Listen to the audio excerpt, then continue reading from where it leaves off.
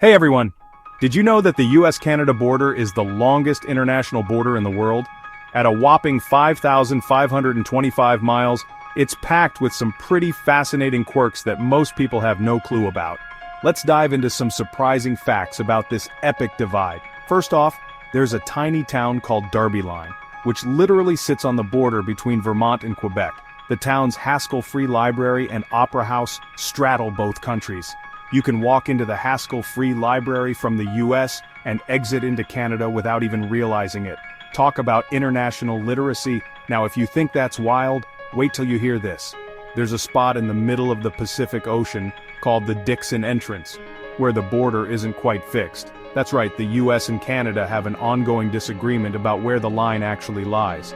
So, technically, you could be floating in international limbo. Ever heard of the Northwest Angle? It's a small part of Minnesota that's only accessible by driving through Canada. Yes, you drive from the US through Canada and back into the US.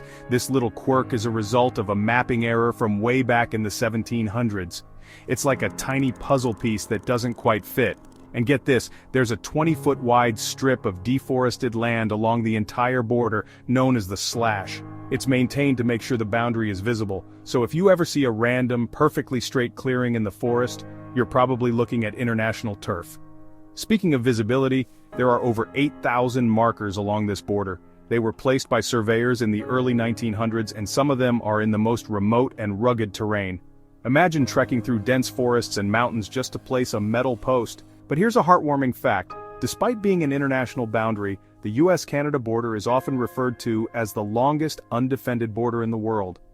Although it's often called the world's longest undefended border, that's no longer true. There are now over 100 official crossings with tight security and customs checks.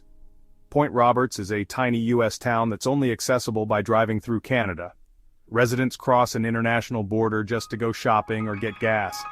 So next time you think about borders, remember they're not just lines on a map.